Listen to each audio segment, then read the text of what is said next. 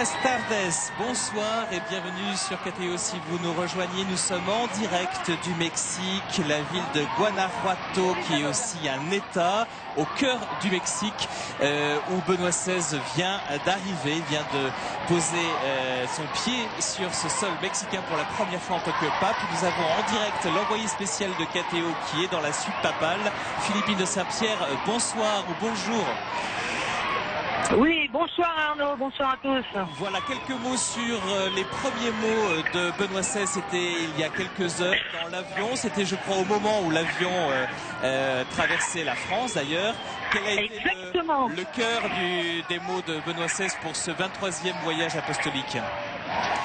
Bah écoutez, il a donné le ton, il a répondu à 5 questions, mais dans l'ensemble avec un axe fort pour dire que l'Église peut et doit être éducatrice des consciences, éduquer à la responsabilité, démasquer le mal et les fausses promesses de la société d'aujourd'hui. On pense au trafic de drogue, évidemment, au Mexique en particulier. L'Église, c'est pas un parti politique, explique Benoît XVI, mais c'est bien une puissance morale, donc elle a à voir avec la politique. Alors, il a employé ce mot très fort de schizophrénie en appelant les catholiques finalement à ne pas dissocier leur vie privée de leur vie publique. Est-ce que vous pouvez nous éclairer un petit peu sur ce concept ? Ben oui, c'est aussi un appel à la cohérence, évidemment, parce que quand on parle d'une puissance morale, on attend un témoignage cohérent. Et Benoît XVI a souligné que c'était d'ailleurs pas spécialement en Amérique latine, mais cette maladie existe aussi chez les catholiques de se dire croyants en privé, mais d'avoir des options tout à fait différentes lorsqu'il s'agit de la vie publique. Et le pape, eh bien précisément, souligne que l'Église doit contribuer à éduquer la morale individuelle et la morale publique, elle est légitime dans les deux cas.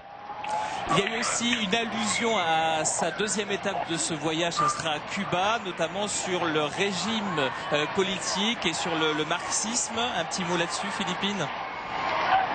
Oui, le marxisme comme grille de lecture manifestement dépassé, mais enfin il n'y a pas là vraiment un scoop ou une information particulière. Je crois que là encore Benoît XVI vient de manière très logique et comme il l'a annoncé en témoin de la vérité qui rend libre. Et il a souligné que l'Église est toujours du côté de la liberté, à la fois la liberté religieuse pour elle-même, pour l'annonce, pour son témoignage, mais aussi la liberté politique, la liberté de tous, puisqu'elle a à cœur le bien commun de la société, croyants ou non croyants. Alors nous avons à l'image le Saint-Père qui est entouré à sa gauche par le président Felipe Calderón et puis à sa droite l'épouse du président Margarita Esther Zavala Gómez qui porte le nom de sa mère comme le veut la coutume. Alors dans quelques instants il y aura un échange des discours. Est-ce que on sait un petit peu plus ce qui anime le cœur du pape qui vient dans un pays extrêmement catholique, 90% peut-être de catholiques dans ce pays du Mexique? Alors écoutez, le pape a dit que, au fond, quand on lui demande son état d'esprit, il explique que ce qui lui vient en premier, ce sont les termes du concile, la joie et l'espérance. Et donc c'est un clin d'œil, évidemment, quand on pense aux délégations diocésaines qui sont en France rassemblées à Lourdes sous ce même titre, joie et espérance, Gaudium et Spes. C'est bien en témoin de la foi, de la charité et de l'espérance que Benoît XVI vient ici en Amérique latine.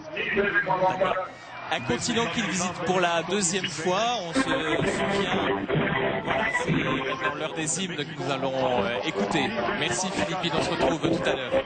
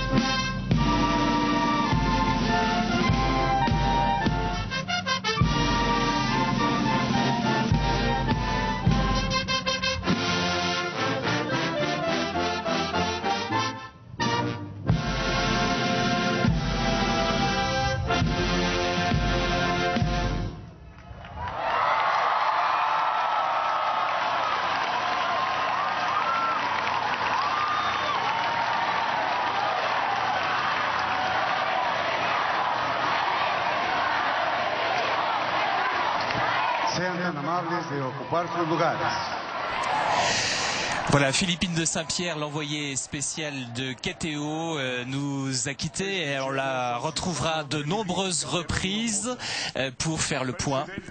Voici maintenant le premier discours du président Calderón, Felipe Calderón, avec pour la traduction tout de suite, on l'écoute, c'est Valérie Folco. Su Santidad Benedicto XVI. Votre Sainteté Benoît XVI. Muy distinguidos integrantes de la comitiva que le acompaña.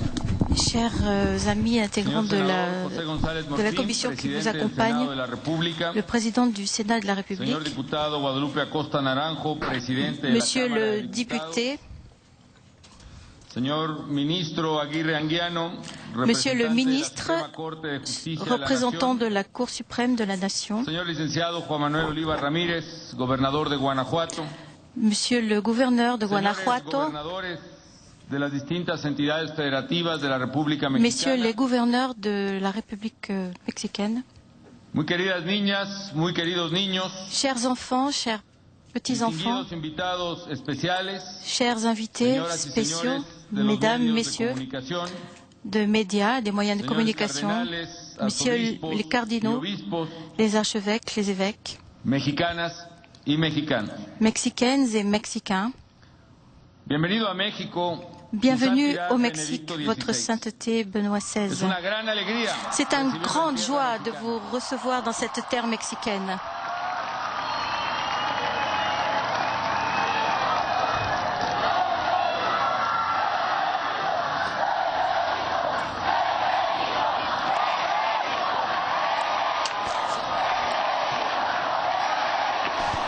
Benvenido, bienvenue, voilà, c'est un mot qu'il faut apprendre, un benvenido. Le peuple mexicain se réjouit que vous ayez accepté l'invitation que j'ai eu l'honneur de vous adresser en tant que président de la République. La présence de votre sainteté parmi nous acquiert un sens énorme dans ces moments où notre patrie traverse des situations difficiles. Il y a énormément de défis qui attendent les Mexicains que nous avons dû affronter dans ces derniers temps.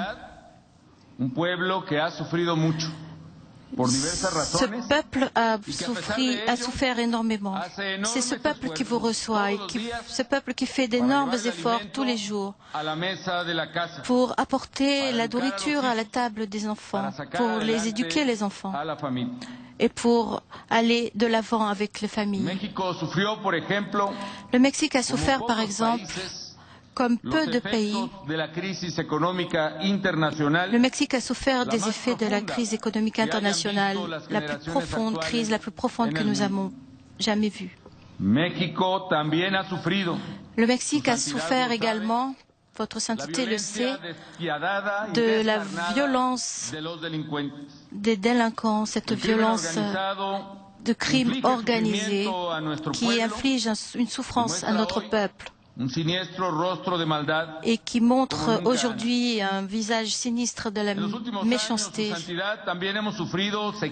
Dans ces dernières années aussi, votre sainteté, nous avons souffert de sécheresse, le fruit du mal, de l'irrationalité de ceux qui ont occupé le climat et aussi des épidémies et des tremblements de terre. Je ne sais pas si ces défis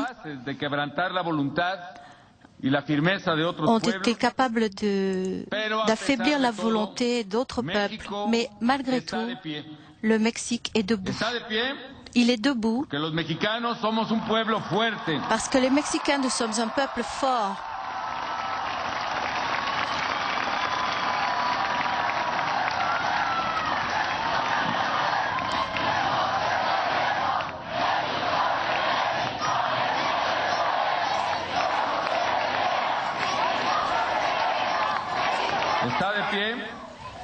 Le Mexique est debout parce que nous sommes un peuple fort, persévérant, croyant dans la solidarité et dans l'espoir. Nous sommes un peuple qui possède des valeurs, des principes, qui croit à la famille, à la liberté, dans la justice, dans la démocratie et dans l'amour du prochain. Ce sont des valeurs qui sont fortes comme le roc. Votre visite nous remplit de joie dans ces moments. Je peux vous assurer, votre sainteté, que vous rencontrerez dans les Mexicains un peuple noble, hospitalier, chaud, joyeux, qui vous tient dans la plus haute estime.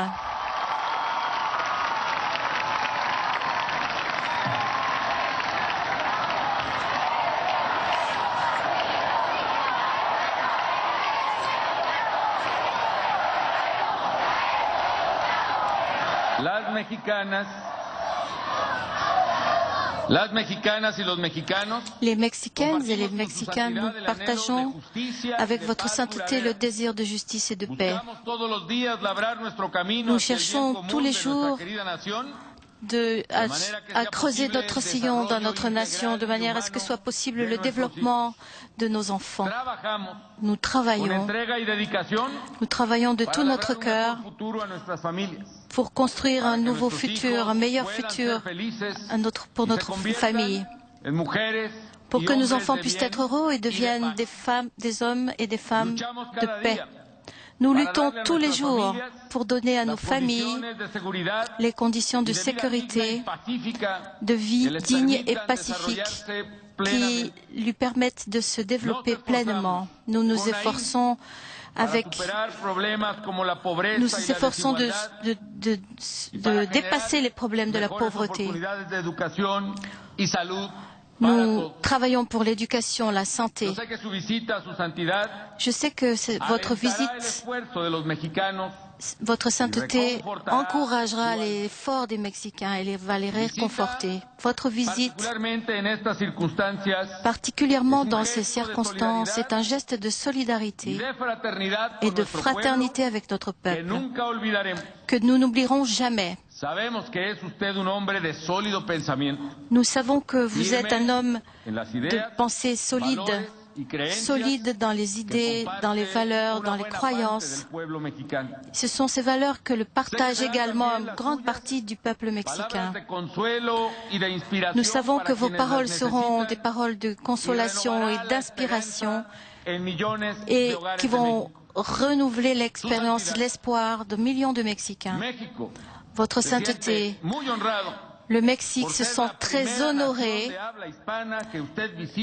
d'être la première nation de langue espagnole que vous visitez sur le continent américain.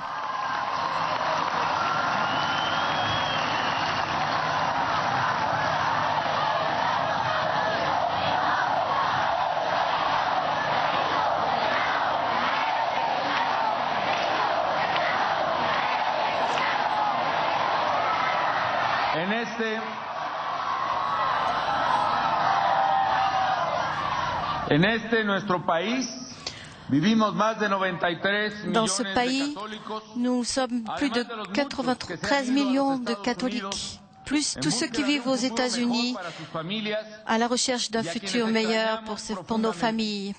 Et nous sommes le second pays de catholiques dans le monde entier. Nous sommes dans la deuxième position.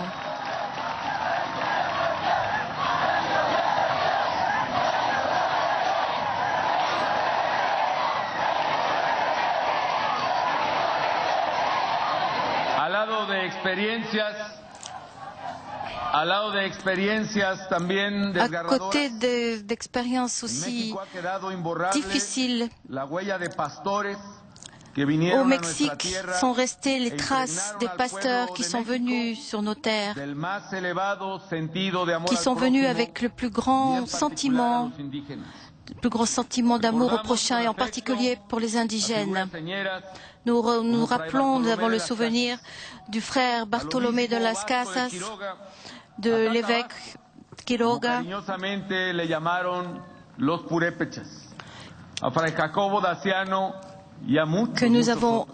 auxquels nous avons donné des noms affectueux. Et plus récemment, de nos jours, nous avons reçu Jean-Paul II et aujourd'hui, nous avons l'honneur de vous recevoir avec les bras grands ouverts.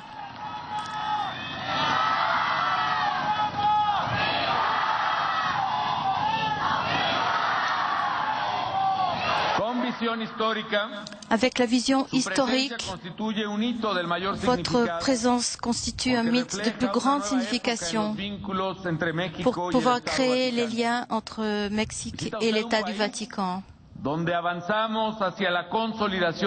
Nous avançons pour la consolidation de notre démocratie en respectant la liberté des cultures, la pluralité politique, la pluralité religieuse et la pluralité idéologique qui est possible dans un État laïque comme celui que nous sommes. Votre visite est un motif de grande joie pour le peuple mexicain. Les Mexicains, nous vous recevons avec enthousiasme, émotion, avec les bras ouverts et le cœur sur la main, comme nous les Mexicains, nous savons le faire. Confío en que la visita de su santidad je suis sûr que la visite de votre sainteté va illuminer l'âme de tous ceux qui souffrent avec la profondeur de votre pensée et votre intelligence féconde. Je sais que vous trouverez, comme toujours, un peuple noble, hospitalier. Nous avons le désir que vous profitiez du Mexique, de ses saveurs, de ses chansons, mais de surtout son amour et l'amour que vous offrent des millions de Mexicains. Votre sainteté, au nom du peuple et du gouvernement du Mexique, je vous réitère notre bienvenue joyeuse et nous vous remercions de votre présence. Merci d'être au Mexique. Je suis sûr que votre séjour sera heureux dans notre pays. Soyez le bienvenu.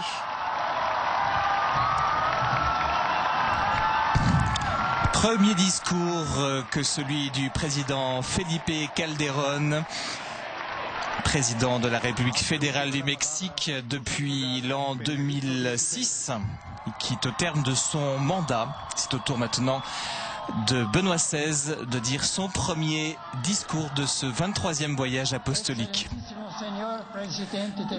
Monsieur le Président de la République, Messieurs les cardinaux, chers frères dans l'épiscopat et le sacerdoce, autorités présentes, chers peuples Guanajuato et du Mexique tout entier, je suis très heureux d'être ici et je rends grâce à Dieu pour m'avoir permis de réaliser le désir présent dans mon corps depuis longtemps de pouvoir confirmer dans la foi le peuple de Dieu de cette grande nation sur sa propre terre. La ferveur du peuple mexicain pour le successeur de Pierre, qui le tient toujours présent dans sa prière, est proverbiale. Je le dis dans ce lieu, considéré comme le centre géographique de votre territoire, lieu où, depuis son premier voyage, mon vénéré prédécesseur, le bienheureux Jean-Paul II,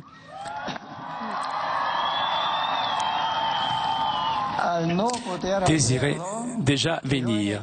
Nous pouvons le faire. Il a laissé à cette occasion un message d'encouragement et de bénédiction lorsqu'il survola son espace aérien. Je suis heureux de me faire l'écho de ces paroles sous la terre ferme et en étant parmi vous. Je rends grâce, a-t-il écrit dans son message, pour l'affection envers le pape et pour la fidélité au Seigneur des fidèles de Bacchio et de Guanajuato, que Dieu les accompagne toujours.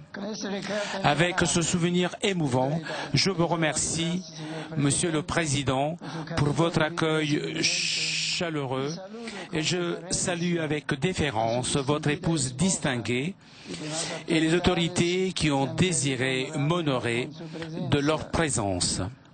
Un salut spécial va à Monseigneur José Guadalupe Martín Rabago, archevêque de Léon,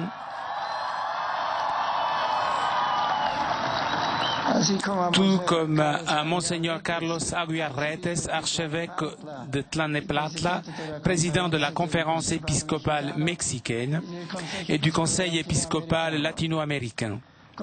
Par cette brève visite, je désire serrer les mains de tous les Mexicains et embrasser les nations et les peuples latino-américains, bien représentés ici par de nombreux évêques, précisément en ce lieu où le majestueux monument du Christ roi sur le mont de Cubilete manifeste l'enracinement de la foi catholique parmi les Mexicains qui recourent à sa constante bénédiction dans tous les événements de leur vie. Le Mexique et la majorité des peuples latino-américains ont commémoré le bicentenaire de leur indépendance ou le font en ces années. Nombreuses ont été les célébrations religieuses afin de rendre grâce à Dieu pour ce moment si important et significatif. En ces occasions, comme cela se fit durant la Sainte Messe dans la basilique Saint-Pierre à Rome, à la solennité de Notre-Dame de Guadalupe, on a invoqué avec ferveur Marie la Très Sainte, qui fit voir avec douceur comment le Seigneur nous aime tous et se donne pour chacun sans distinction.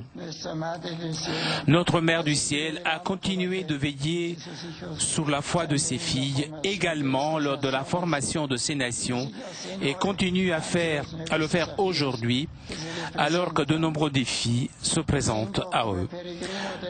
Je viens comme pèlerin de la foi, de l'espérance et de la charité. Je désire confirmer dans la foi les croyants dans le Christ, les fortifier en elle et les invitant à revitaliser par l'écoute de la parole de Dieu, par les sacrements et par la cohérence de vie. Ainsi pourront-ils partager avec les autres, étant missionnaires parmi leurs frères, et être un levain dans la société en contribuant à une cohabitation respectueuse et pacifique, basée sur l'inégalable dignité de toute personne humaine, créée par Dieu, et qu'aucun pouvoir n'a le droit d'oublier ni de déprécier. Cette dignité s'exprime de manière éminente dans le droit fondamental à la liberté religieuse, pris dans son sens authentique et dans sa pleine intégrité.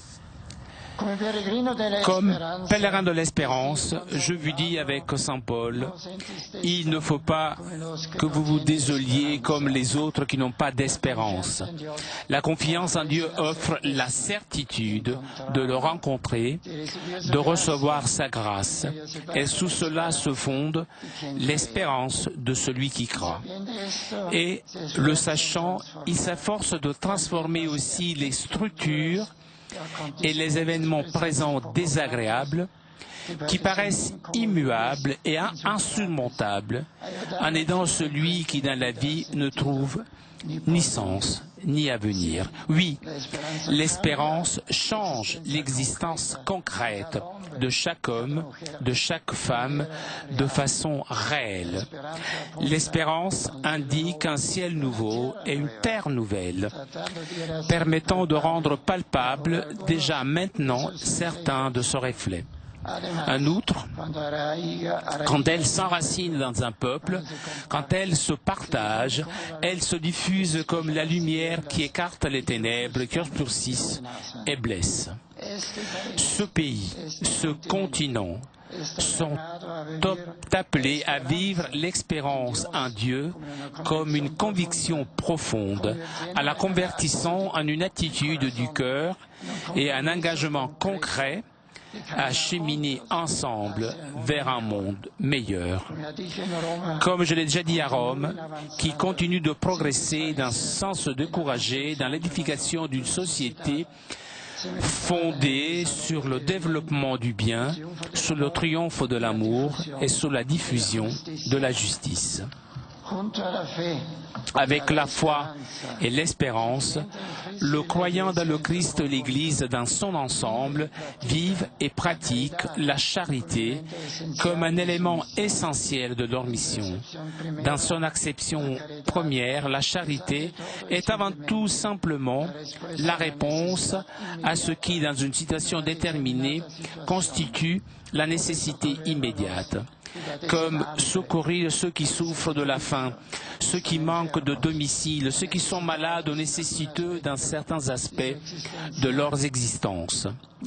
Personne, à cause de son origine ou de sa croyance, n'est exclu de cette mission de l'Église qui n'entre pas en compétition avec d'autres initiatives privées ou publiques.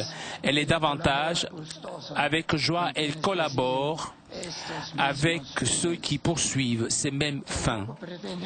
Elle ne prétend pas autre chose que de faire de manière désintéressée et respectueuse le bien à celui qui est dans le besoin et qui manque précisément plus que tout une preuve d'amour authentique.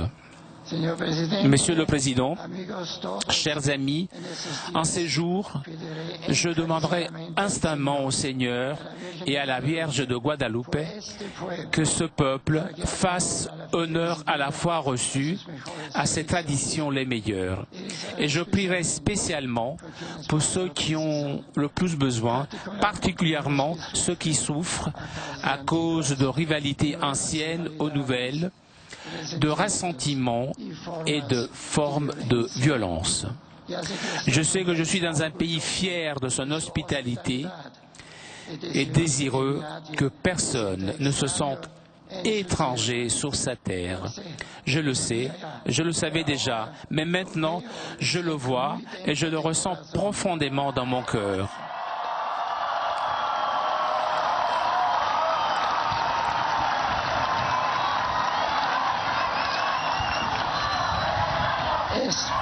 J'espère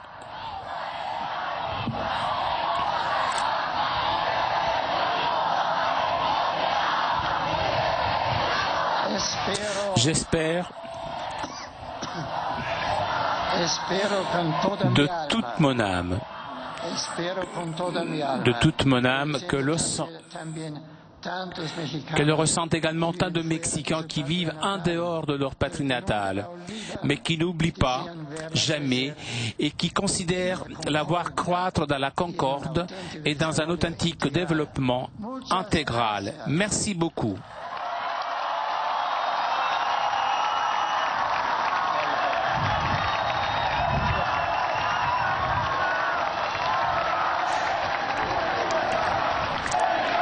Premier discours de Benoît XVI qui est arrivé il y a une demi-heure, maintenant un petit peu plus, au Mexique.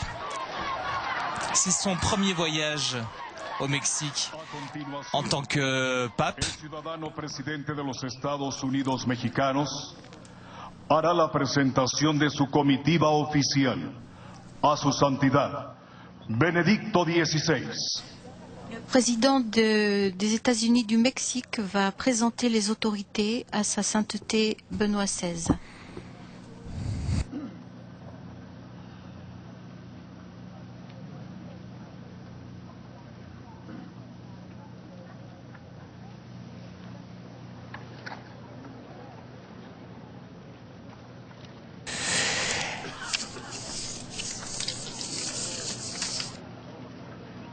Alors Benoît XVI avait annoncé publiquement ce voyage au Mexique et à Cuba le 12 décembre dernier. Alors pourquoi cette date du 12 décembre dernier? Eh bien, les Mexicains savent que c'est la fête de la solennité de Notre-Dame de Guadalupe, et qui est la patronne de ce pays.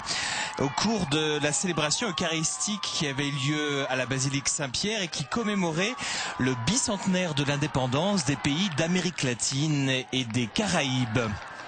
Il faut savoir que le Mexique est devenu indépendant de l'Espagne dans les années 1821, mais ça avait commencé dans les années 1812-1813 par une première constitution, et qui a été signée en 1813 et reconnue formellement en 1821, donc un certain nombre d'années plus tard. Alors pourquoi nous nous trouvons ici à Guanajuato? Eh bien, pour trois raisons essentielles. D'abord, c'est l'État et puis la ville, puisque Guanajuato est un État mais aussi une ville qui est la plus centrale du Mexique. Donc l'idée, c'était de permettre au plus de Mexicains possible, eh bien, de se retrouver dans cette partie centrale pour rencontrer le pape.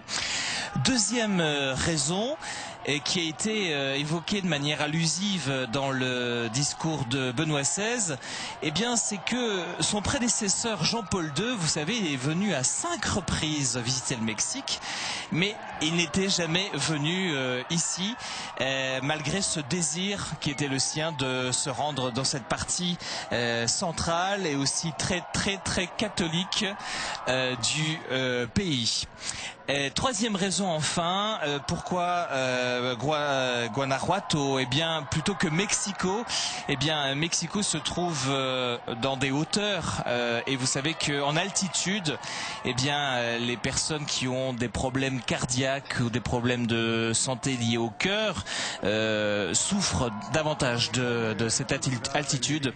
Donc c'est une des raisons qui avait conduit à ne pas se rendre à Mexico, mais surtout, comme je vous l'ai dit, parce que le précédent souverain pontife Jean-Paul II était allé à Mexico et pas à Guanajuato selon son désir.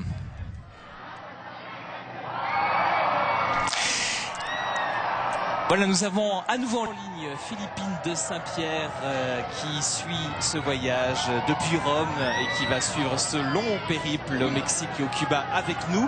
Alors Philippine, ce qui est peut-être marquant dans ce premier discours de Benoît XVI, c'est l'allusion au droit fondamental, à la liberté religieuse. C'est peut-être un des thèmes centraux de ce voyage, va être un fil conducteur, cette liberté religieuse. On sait que les relations entre le Saint-Siège et le Mexique s'améliorent de ce côté-là, mais ça n'a pas toujours été le cas. Oui, c'est peu de le dire. Il faut se souvenir que depuis l'indépendance, les catholiques ont été par extrapolation assimilés à la colonisation ici. Et donc à partir du 19e siècle, il y a eu des persécutions assez violentes contre les catholiques. Et puis le parti qui a pris le pouvoir pendant à peu près 70 ans au 20e siècle était fortement anticlérical. On est ici dans un lieu qui n'est pas neutre.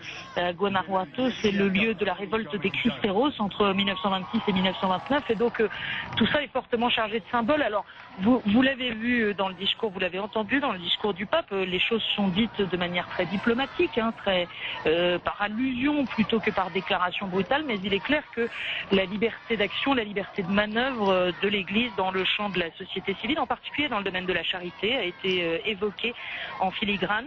De même que vous l'avez entendu, Benoît XVI a déjà souligné un des aspects, sans doute, de la réflexion sociale, un des défis auxquels le Mexique est confronté, c'est aussi la question de l'unité entre ceux qui vivent toujours ici et puis les émigrés qui sont, vous le savez, très nombreux, en particulier à partir vers les États-Unis chaque année et à s'installer durablement aux États-Unis. Alors, on parlait de ces relations entre le Saint-Siège et le Mexique. On a du mal à penser, mais il y a 20 ans, il n'y avait pas de relation entre les deux pays. Non seulement il n'y avait pas de relation, non seulement il n'y avait pas de relation diplomatique, mais par surcroît, il faut se souvenir qu'il y a encore moins de 2 décennies, un prêtre ne pouvait pas se promener en clergyman dans les rues. Au Mexique, c'était interdit par la loi, de même que vous ne pouviez pas vous promener avec un chapelet à la main. Là encore, c'était considéré comme un signe ostensible religieux et interdit. Donc les choses se sont considérablement assouplies ces dernières années, en particulier depuis que le PRI a quitté le pouvoir et qu'un certain nombre d'assouplissements ont été votés autorité en la matière, mais c'est un paradoxe du Mexique qui est à la fois extrêmement catholique, on l'a dit, deuxième pays catholique dans le monde par le nombre de fidèles, et honnêtement des relations avec les autorités politiques qui ont toujours été dans l'époque contemporaine particulièrement tendues. Alors elles s'assouplissent aujourd'hui. Sans doute que cette visite doit contribuer aussi à légitimer l'intervention de l'Église comme autorité morale. C'est aussi ce que le pape a dit dans l'avion quand il insiste sur le rôle de l'Église pour éduquer la morale personnelle, mais aussi pour éduquer la morale publique. Un point marquant de ce premier événement, cette première rencontre entre ces deux hommes, je dirais le président du Mexique et puis Benoît XVI, c'était la sincérité du président Calderón qui très vite aborde les problèmes du pays. Il n'a pas caché qu'il y a cette violence. C'est assez marquant de la part d'un président de reconnaître une situation qui de toute façon s'impose. On pense bien sûr aux milliers, dizaines de milliers de personnes victimes des guerres des narcotrafiquants. Oui, et puis c'est un sujet qui a déjà fait l'objet de réflexions communes entre le pouvoir politique mexicain, y compris le précédent de Vicente Fox, et puis le Vatican. Pourquoi? Eh bien parce que depuis Vicente Fox, il y a cette guerre qui a été déclarée au narcotrafic, mais une guerre qui fait beaucoup de victimes collatérales, 50 000 morts, on l'a dit, au cours des 5 dernières années, dans les guerres que se livrent les gangs des narcotrafiquants, mais aussi dans les opérations menées avec beaucoup de violence par les forces de sécurité, et puis avec de très nombreuses victimes civiles lors de ces opérations. Alors c'est un sujet qui est évidemment incontournable. Le pape déjà en avait parlé en recevant le nouvel ambassadeur du Mexique près le Saint-Siège il y a à peu près 2 ans. Très bien, Philippine, on va revenir tout à l'heure sur les mots, ces premiers mots du pape. Si vous aviez un petit point d'attention sur les prochaines étapes à l'adresse de nos téléspectateurs, vous diriez quelle étape importante il va falloir suivre maintenant, là, dans les prochaines heures, les prochains jours? Écoutez, demain, je pense que ce qu'on verra surtout avec le salut aux enfants et la visite à Guanajuato, c'est principalement la chaleur de l'accueil du Mexique qu'on attend de découvrir ici pour prendre un peu la température de cette visite. Mais évidemment, ici, la grande journée, ce sera dimanche avec 2 grands rendez-vous. La messe célébrée par Benoît XVI, grande messe et la seule au Mexique. Et puis les vêpres avec les évêques mexicains, mais aussi des délégués des évêques de toute l'Amérique latine. Donc là, un discours beaucoup plus large sur la nouvelle évangélisation du continent. Merci Philippine. Donc là, Benoît XVI va terminer cette rencontre sur l'aéroport international. On peut quand même rappeler que vous avez vécu 14 heures de vol, c'est quand même assez énorme. C'est assez long, pour ne rien vous cacher. 267 km, voilà. Donc vous avez pu parler avec vos collègues journalistes, je pense, pour faire passer le temps. Mais voilà, c'est un long périple. Donc ce qui explique que demain, pas d'événement particulier jusqu'à demain en fin d'après-midi, heure locale. Depuis chez vous, et on se donnera donc rendez-vous vers 1h du matin pour les téléspectateurs courageux, ou à suivre ensuite sur le site internet de KTO-TV.com. Merci Philippine. Merci Arnaud, à bientôt, on continue de suivre ça ensemble. Dès demain.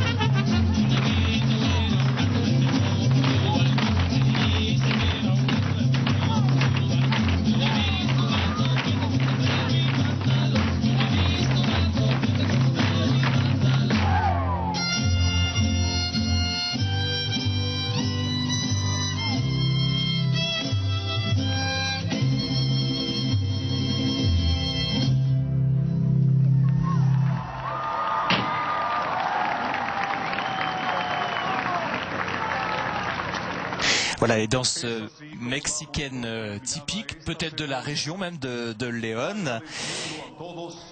Et tout à l'heure, nous avons eu droit à quelques guitaristes, les mariachis fameux, qui ont accueilli le pape à sa descente d'avion. Et le pape a aussi béni une vasque remplie de terre qui a été présentée par 2 enfants mexicains.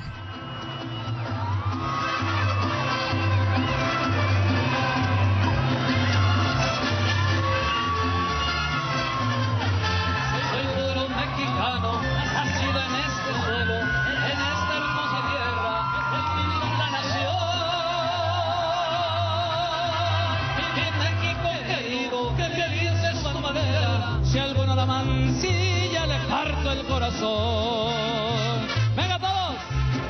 Viva México. Viva. Viva América. Viva. Oh suelo bendito de Dios. Viva México. Viva. Viva América. Viva. Mi sangre por ti daré yo.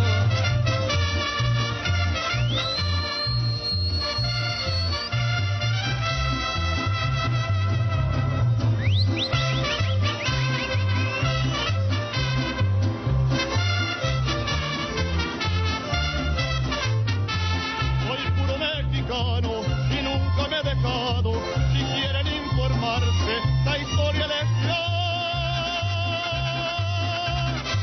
que México es valiente y nunca se ha rajado. Viva la democracia, también la libertad.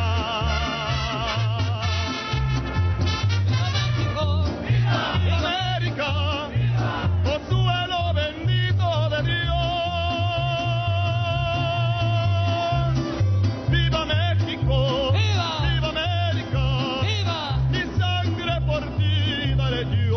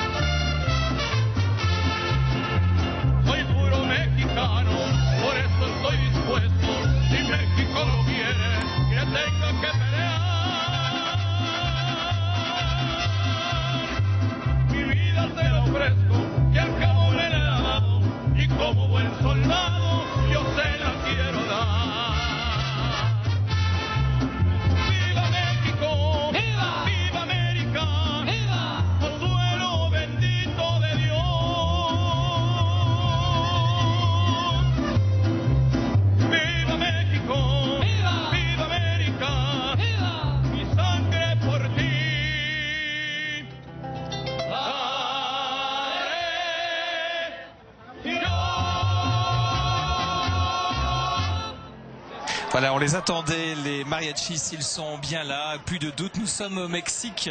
Vive América, vive Mexique, vive la liberté, vive la démocratie aussi, voilà, c'est ce que nous avons entendu chanter. Alors quelques mots peut-être sur les prochains jours, ce que vous pourrez suivre pour ce 23e voyage apostolique de Benoît XVI. Rendez-vous dimanche matin, très tôt le matin, 1h du matin, où Benoît XVI rendra une visite au président fédéral mexicain Felipe Calderón, toujours dans le même état, à la Casa del Conde Rull, à Guanajuato. Ensuite, dimanche à 17h30, vous pourrez suivre la messe à Léon qui sera retransmise en direct du parc du Bicentenaire. C'est une grande messe qui ensuite sera suivie par la célébration des vêpres avec les évêques du Mexique et d'Amérique latine. Ça sera lundi dans la nuit à 2h du matin. Et puis ensuite, c'est l'étape cubaine à partir de 19h30 lundi soir, arrivée sur l'île de Cuba. Et le lendemain, mardi 27 mars, à partir de minuit jusqu'à 3h du matin, heure de Paris, la messe qui sera célébrée sur la Plaza Antonio Maceo.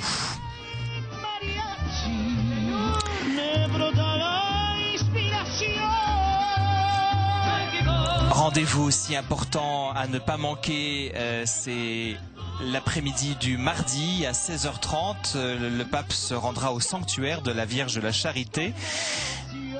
Une statuette a été découverte il y a 400 ans et c'est pour commémorer cet événement que Benoît XVI va se rendre à ce sanctuaire. Visite de courtoisie ensuite et puis Benoît XVI terminera par une dernière messe mercredi qui sera célébrée place de la Révolution, ça s'invente pas pour une messe, à 15h30 mercredi.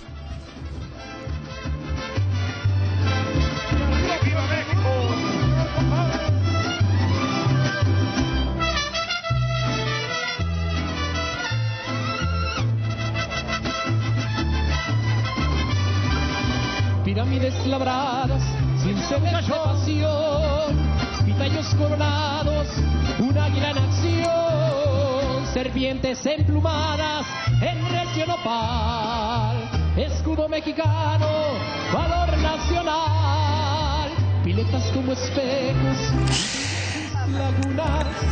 Voilà, extrait du premier discours de Benoît XVI qu'il vient de tenir ici sur cet aéroport international de Guanajuato à Léon. Ce pays, ce continent sont appelés à vivre l'espérance en Dieu comme une conviction profonde, en la convertissant en une attitude du cœur et en un engagement concret à cheminer ensemble vers un monde meilleur. Je prierai spécialement pour ceux qui en ont le plus besoin pendant ce voyage, particulièrement ceux qui souffrent à cause de rivalités anciennes ou nouvelles, de ressentiments et de formes de violence, a conclu Benoît XVI pour ce premier discours. Voilà, on en termine là pour le moment. Valérie Folco pour la traduction italienne et traduction espagnole, et Flavio Esposito pour la voix du pape, toujours pour ses voyages et puis pour toutes les interventions de Benoît XVI sur KTO. Arnaud Arcadias, on a le plaisir de vous retrouver dès demain dans la nuit à partir de 1h du matin. Et puis vous savez que vous pouvez suivre tous ces rendez-vous de ce 23e voyage du pape sur le site de KTO, ktotv.com. Bonne nuit et à demain.